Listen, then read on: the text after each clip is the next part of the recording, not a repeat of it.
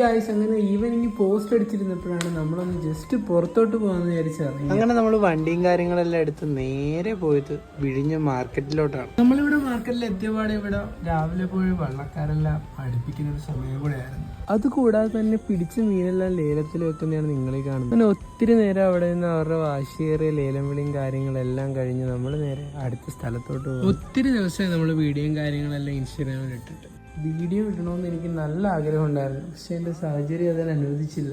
ഇപ്പോഴും അതിൻ്റെയൊക്കെ ഒരു ഓട്ടത്തിൽ തന്നെയാണ്. എന്നാലും ഒത്തിരി ദിവസമായി വീഡിയോസ് എല്ലാം ഇട്ടിട്ട്. അതുകൊണ്ട് തന്നെയാണ് ഇപ്പം നിങ്ങൾ ഈ കാണുന്ന വീഡിയോ ആണെങ്കിലും ഞാൻ മുമ്പെടുത്തൊരു വീഡിയോ ആണ്. അറൗണ്ട് ഒരു 2 വീക്സ് മുമ്പെടുത്തൊരു വീഡിയോ ആണ് നിങ്ങളിപ്പോൾ കണ്ടുകൊണ്ടിരിക്കുന്നത്. പറഞ്ഞ് ഒത്തിരി ലാഗാക്കുന്നില്ല ഞാൻ. നമുക്ക് ഇവിടുത്തെ കാഴ്ചകളൊക്കെ തന്നെ കാണാം. നിങ്ങളീ കാണുന്നത് ഒരുപാട് നേരത്തെ ഇത്രയും പേരൊരു പരിശ്രമമാണ് ആ ഒരു വല കരക്കടുപ്പിക്കുക എന്നുള്ളത്. എന്താല്ലേ അത്രയും പേരൊരു ടീം വർക്ക്. എല്ലാം കണ്ടിരുന്ന് നമ്മൾ നേരെ തിരിച്ച് മാർക്കറ്റിലെത്തിയപ്പോഴും അവിടെ തിരക്കിന് ഒരു കുറവുമില്ല.